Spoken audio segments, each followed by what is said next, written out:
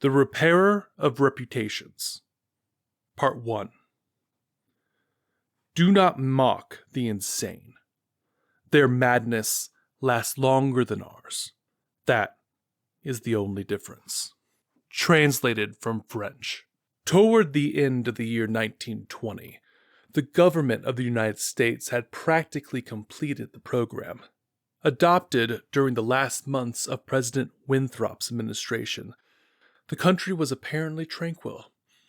Everybody knows how the tariff and labor questions were settled. The war with Germany, incident on that country's seizure of the Samoan Islands, had left no visible scars upon the Republic. And the temporary occupation of Norfolk by the invading army had been forgotten in the joy over repeated naval victories. And the subsequent ridiculous plight of General von Gröntalp's forces in the state of New Jersey. The Cuban and Hawaiian investments had paid 100%, and the territory of Samoa was well worth its cost as a coaling station. The country was in a superb state of defense. Every coast city had been well supplied with land fortifications. The army, under the parental eye of the general staff, organized according to the Prussian system, had been increased to 300,000 men, with a territorial reserve of 1,000,000.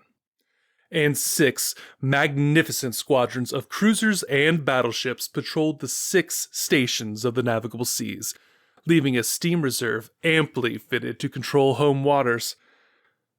The gentlemen from the West had at last been constrained to acknowledge that a college for the training of diplomats was as necessary as law schools are for the training of barristers.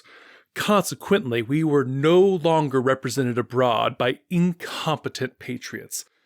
The nation was prosperous. Chicago, for a moment paralyzed after a second great fire, had risen from its ruins, white and imperial, and more beautiful than the white city which had been built for its plaything in 1893. Everywhere, good architecture was replacing bad, and even in New York, a sudden craving for decency had swept away a great portion of the existing horrors. Streets had been widened, properly paved and lighted, trees had been planted, squares laid out, elevated structures demolished, and underground roads built to replace them. The new government buildings and barracks were fine bits of architecture, and the long system of stone quays which completely surround the island had been turned into parks, which proved a godsend to the population. The subsidizing of the State Theater and State Opera brought its own reward. The United States National Academy of Design was much like European institutions of the same kind. Nobody envied the Secretary of Fine Arts, either his cabinet position or his portfolio. The Secretary of Forestry and Game Preservation had a much easier time, thanks to a new system of national mounted police. We had profited well by the latest treaties with France and England. The exclusion of foreign-born Jews, as a measure of self-preservation, the settlement of a new, independent Negro state of Sewanee, the checking of immigration, the new laws concerning naturalization, and the gradual centralization of power in the executive all contributed to national calm and prosperity. When the government solved the Indian problem and squadrons of Indian cavalry scouts in native costume were substituted for the pitiable organizations tacked onto the tail of skeletonized regiments by a former Secretary of War, the nation drew a long sigh of relief. When, after the colossal Congress of Religions, bigotry and intolerance were laid in their graves, and kindness and charity began to draw warring sects together, many thought the millennium had arrived, at least in the New World, which, after all, is a world by itself. But self-preservation is the first law, and the United States had to look on in helpless sorrow as Germany, Italy, Spain, and Belgium writhed in the throes of anarchy, while Russia, watching from the Caucasus, stooped and bound them one by one. In the city of New York, the summer of 1899 was signalized by the dismantling of the elevated railroads. The summer of 1900 will live in the memories of New York people for many a cycle. The Dodge statue was removed in that year. In the following winter began the agitation for the repeal of the laws prohibiting suicide, which bore its final fruit in the month of April 1920, when the first government lethal chamber was opened on Washington Square. I had walked down that day from Dr. Archer's house on Madison Avenue, where I had been as a mere formality. Ever since that fall from my horse 4 years before, I had been troubled at times with pains in the back of my head and neck, but now, for months, they had been absent, and the doctor sent me away that day saying there was nothing more to be cured in me. It was hardly worth his fee to be told that. I knew it myself. Still, I did not grudge him the money. What I minded was the mistake which he made at first, when they picked me up from the pavement where I lay unconscious, and somebody had mercifully sent a bullet through my horse's head.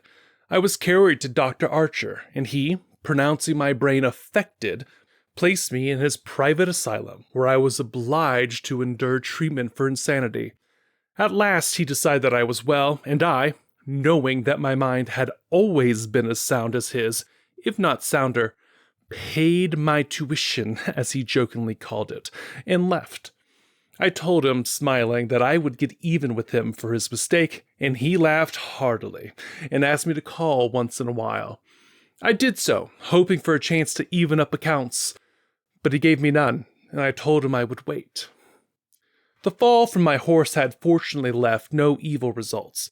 On the contrary, it had changed my whole character for the better. From a lazy young man about town, I had become active, energetic, temperate, and above all else, ambitious. There was only one thing which troubled me.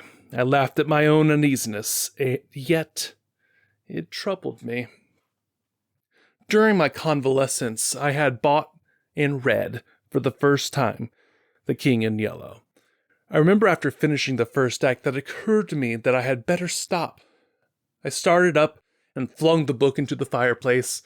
The volume struck the barred grate and fell open on the hearth in the firelight. If I had not caught a glimpse of the opening words in the second act, I should never have finished it. But as I stooped to pick it up, my eyes became riveted to the open page, and with a cry of terror, or perhaps it was of joy so poignant that I suffered in every nerve, I snatched the thing out of the coals and crept, shaking, to my bedroom, where I read it and reread it, and wept and laughed and trembled with a horror which at times assails me yet. This is the thing that troubles me, for I cannot forget Carcosa, where black stars hang in the heavens, where the shadows of men's thoughts lengthen in the afternoon, when the twin suns sink into the lake of Hali, and my mind will bear forever the memory of the pallid mask. I pray God will curse the writer, as the writer has cursed the world with his beautiful, stupendous creation, terrible in its simplicity, irresistible in its truth. A world which now trembles before the King in Yellow. When the French government seized the translated copies which had just arrived in Paris, London, of course, became eager to read it.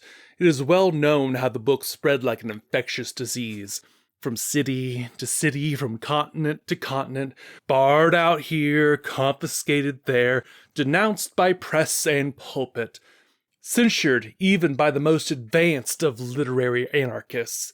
No definite principles had been violated in those wicked pages, no doctrine promulgated, no convictions outraged. It could not be judged by any known standard, yet, although it was acknowledged that the supreme note of art had been struck in The King in Yellow, all felt that human nature could not bear the strain, nor thrive on words in which the essence of purest poison lurked. The very banality and innocence of the first act only allowed the blow to fall afterward with more awful effect. It was, I remember, the 13th day of April, 1920, that the first government lethal chamber was established on the south side of Washington Square, between Wooster Street and South Fifth Avenue, the block which had formerly consisted of a lot of shabby old buildings, used as cafes and restaurants for foreigners, had been acquired by the government in the winter of 1898. The French and Italian cafes and restaurants were torn down. The whole block was enclosed by a gilded iron railing and converted into a lovely garden with lawns, flowers, and fountains. In the center of the garden stood a small white building, severely classical in architecture, and surrounded by thickets of flowers. 6 Ionic columns supported the roof, and the single door was of bronze. A splendid marble group of the Fates stood before the door, the work of a young American sculptor, Boris Even, who had died in Paris when only 23 years old. The inauguration ceremonies were in progress as I crossed University Place and entered the square. I threaded my way through the silent throng of spectators, but was stopped at 4th Street by a cordon of police. A regiment of United States Lancers were drawn up in a hollow square around the lethal chamber. On a raised tribune facing Washington Park stood the governor of New York, and behind him were grouped the mayor of New York and Brooklyn, the inspector general of police, the commandant of state troops, Colonel Livingston, military aide to the President of the United States, General Blount, commanding at Governor's Island, Major General Hamilton, commanding at the garrison of New York and Brooklyn, Admiral Buffby at the fleet in the North River, Surgeon General Lansford, the staff of the National Free Hospital, Senators Wise and Franklin of New York, and the Commissioner of Public Works. The tribune was surrounded by a squadron of hussars of the National Guard. The governor was finishing his reply to the short speech of the Surgeon General. I heard him say, "The laws prohibiting suicide and providing punishment for any attempt at self-destruction have been repealed. The government has seen fit to acknowledge the right of man to end an existence which may have become intolerable to him through physical suffering or mental despair. It is believed that the community will be benefited from the removal of such people from their midst. Since the passage of this law, the number of suicides in the United States has not increased. Now the government has determined to establish a lethal chamber in every city, town, and village in this country. It remains to be seen whether or not that class of human creature from whose desponding ranks new victims of self-destruction fall daily will accept the relief thus provided." He paused and turned to the white lethal chamber. The silence in the street was absolute. "There a painless death awaits him who can no longer bear the sorrows in this life. If death is welcome, let him seek it there." Then quickly turning to the military aide of the president's household, he said, "I declare the lethal chamber open." And again, facing the vast crowd, he cried in a clear voice, "Citizens of New York and the United States of America, through me, the government declares the lethal chamber to be open." The solemn hush was broken by a sharp cry of command. The squadron of hussars filed after the governor's carriage. The lancers wheeled and formed along Fifth Avenue to wait for the commandant of the garrison. The mounted police followed them. I left the crowd to gape and stare at the white marble death chamber, and crossing South Fifth Avenue, walked along the western side of that thoroughfare to Bleecker Street. Then I turned to the right and stopped before a dingy shop which bore the sign, Hawberk, Armorer.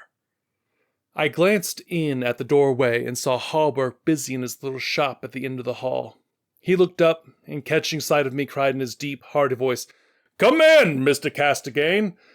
Constance, his daughter, rose to meet me as I crossed the threshold. I held out her pretty hand, but I saw the blush of disappointment on her cheeks, and knew that it was the other Castagane that she expected, my cousin, Louis. I smiled at her confusion and complimented her on the banner she was embroidering from a colored plate. Old Hawberk sat riveting the worn greaves of some ancient suit of armor, and the ting, ting, ting of his little hammer sounded pleasantly in the quaint shop. Presently he dropped his hammer, and fussed about for a moment with a tiny wrench. The soft clash of the mail sent a thrill of pleasure through me. I loved to hear the music of steel brushing against steel, the mellow shock of the mallet on thigh pieces, and the jingle of chain armor. That was the only reason I went to see Hallberg. He had never interested me personally, nor did Constance, except for the fact of her being in love with Louis. This did occupy my attention and sometimes even kept me awake at night, but I knew in my heart that all would come right, and that I should arrange their future as I expected to arrange that of my kind doctor, John Archer.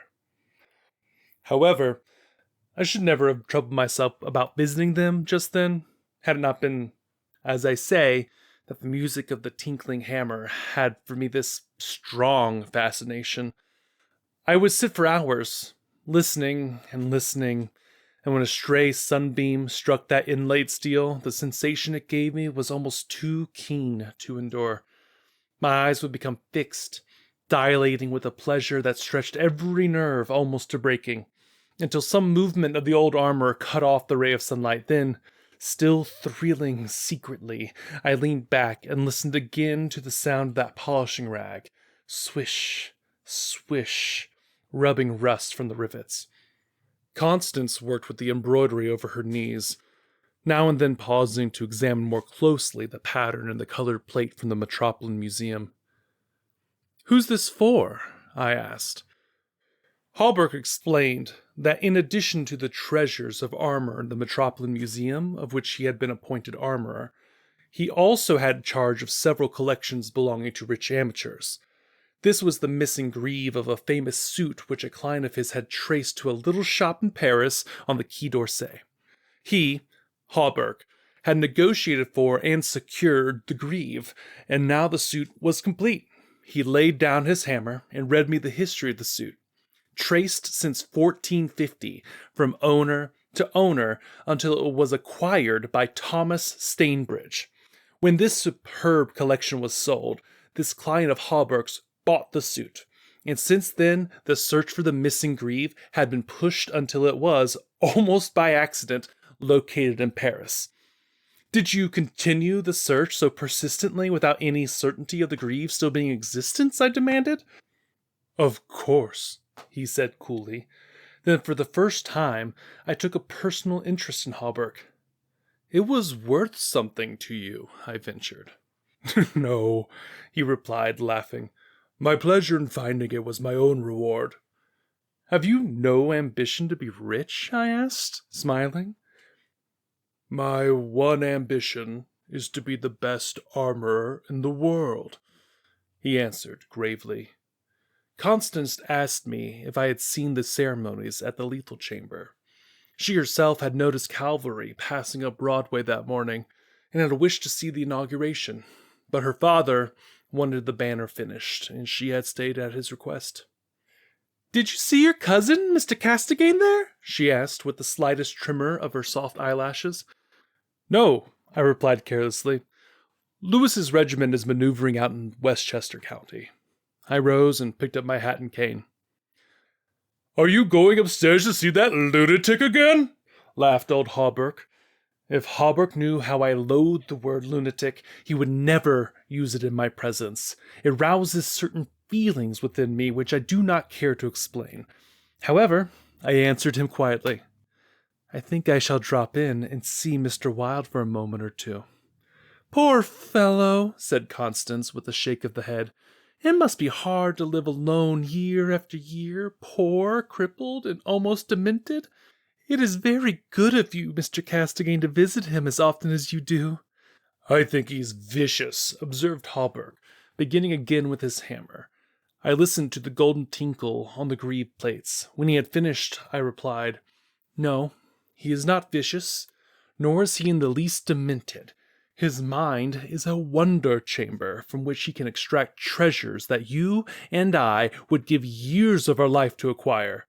Hallberg laughed. I continued a little impatiently. "He knows history as no one else could know it. Nothing, however trivial, escapes his search, and his memory is so absolute, so precise in details, that were it known in New York that such a man existed, the people could not honor him enough." "Nonsense," muttered Hallberg, searching on the floor for a fallen rivet. "Is it nonsense?" I asked, managing to suppress what I felt. "Is it nonsense when he says that the tassets and cuissards of the enameled suit of armor commonly known as the Prince's Emblazoned can be found among a mass of rusty theatrical properties, broken stoves, and rag-pickers' refuse in a garret on Pell Street. Hawberk's hammer fell to the ground, but he picked it up and asked, with a great deal of calm, how I knew that the tassets and left cuissard were missing from the Prince's Emblazoned. I did not know until Mr. Wilde mentioned it to me the other day.